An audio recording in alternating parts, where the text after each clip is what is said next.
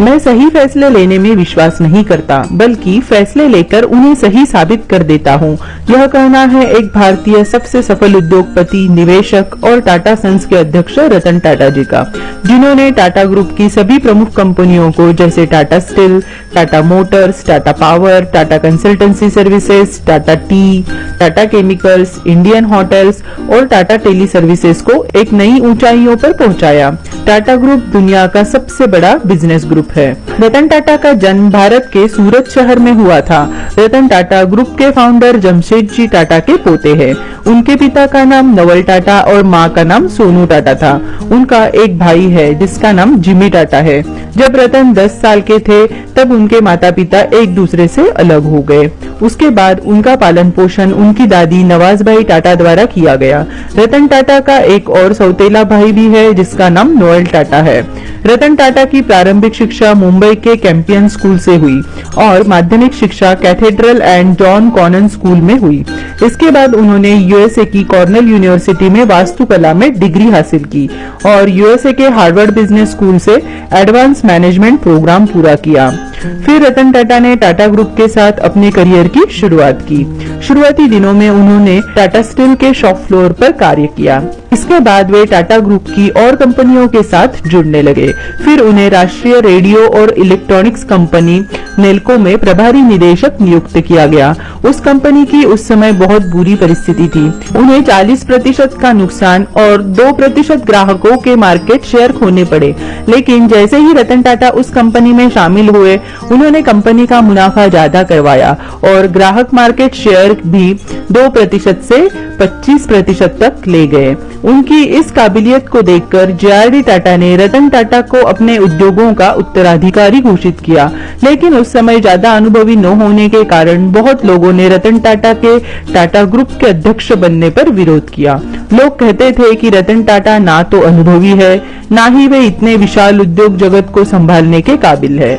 लेकिन रतन टाटा की अध्यक्षता में टाटा ग्रुप ने कई अहम प्रोजेक्ट स्थापित किए और टाटा ग्रुप ने नई ऊंचाइयों को छुआ और देश ही नहीं बल्कि विदेशों में भी टाटा ग्रुप को एक नई पहचान मिल गई। बाद में रतन टाटा ने पैसेंजर्स कार्स के बिजनेस में हाथ आजमाने का सोचा। काफी रिसर्च और मेहनत से उन्होंने टाटा इंडिका कार लॉन्च की, लेकिन लोगों को ये कार कुछ खास पसंद नहीं आई और एक्सपर्ट ने इस कार में कुछ डिफेक्ट्स बताए। इस वजह से उन्हें काफी नुकसान उठाना पड़ा। फिर टाटा मोटर्स के टीम ने उन्हें नुकसान की पूर्ति के लिए कंपनी को बेचने का सुझाव दिया और फिर न चाहते हुए भी रतन टाटा ने अपने टीम के साथ कंपनी बेचने का फैसला किया। फिर वे उस समय की पैसेंजर कार्स की बड़ी कंपनी फोर्ड के मालिक बिल फोर्ड से मिलने यूएसए गए। रतन टाटा और उनके पार्टनर्स की मीटिंग फोर्ड कंपनी के साथ करीब 3 घंटों तक चली। इस मीटिंग में फोर्ड कंपनी के मालिक ने रतन टाटा का मजाक उड़ाते हुए कहा कि अगर आपको पैसेंजर कार्स के बारे में कुछ पता ही नहीं था तो आप इस बिजनेस में आए ही क्यों? हम आपकी कंपनी खरीदकर आप पर बड़ा एहसान कर रहे हैं। उस समय रतन टाटा को काफी गहरी चोट पहुंची और वे अपने पार्टनर्स के साथ उस डील को छोड़कर वापस चले आए। बिल फोर्ड की बातों को रतन टाटा भूल नहीं पा रहे थे। उसके बाद रतन टाटा ने कंपनी किसी को भी ना बेचने का निर्णय लिया और कार को और बेहतर बनाने की कोशिश में अपनी जी जान लगा दी और आखिर में उनकी मेहनत, रिसर्च और प्लानिंग के बदौलत टाटा मोटर्स एक नई ऊंचाइयों पर पहुंच गया, जिससे उन्हें बहुत फायदा हुआ और टाटा मोटर्स ने वर्ल्ड वाइड पैसेंजर कार्स की दुनिया में अपनी जगह मजबूत कर ली।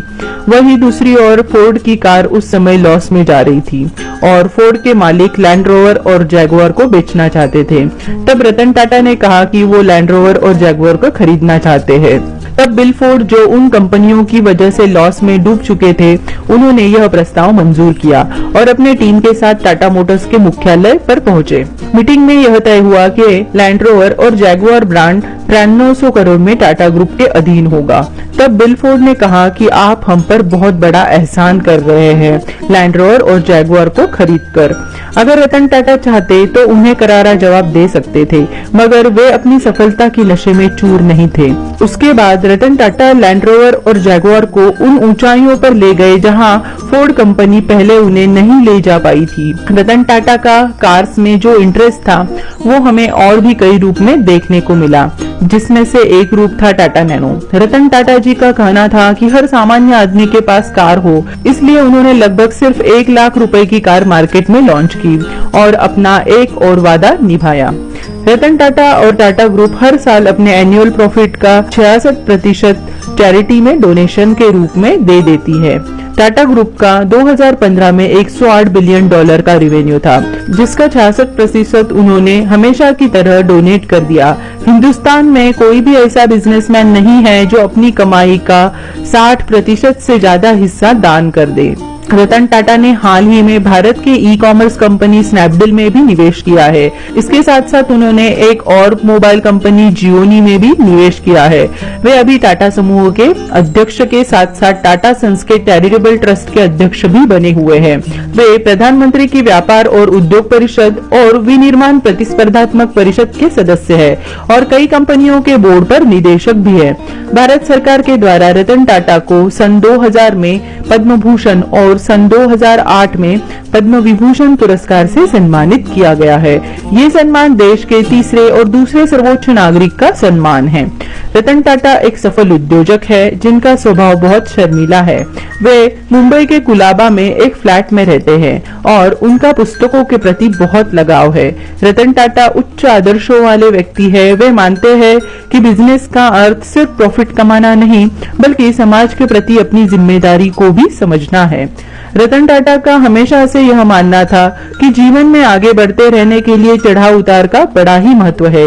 यहाँ तक कि ECJ में भी सीधी लकीर का अर्थ मृत माना जाता है। अगर आप भी रतन टाटा जी के इंस्पिरेशनल कोट्स जानते हैं तो नीचे जरूर कमेंट कीजिए ताकि और भी लोग उसे पढ़कर इंस्पायर हो सके। महान लोगों की जीवनी आप तक पहुंचाने का यह एक छोटा सा प्रयास है। अगर आपको यह प्रयास अच्छा और सच्चा लगे तो आप मेरे चैनल को सब्सक्राइब कीजिए और नोटिफिकेशन में जाकर उधर बने बेल पे क्लिक कर दीजिए, जिससे आपको मेरे नए वीडियो की जानकारी मिलती रहेगी। फिर मिलेंगे आपसे ऐसे ही किसी महान व्यक्ति की महान गाथा के साथ। जय हिंद, वंदे मातरम।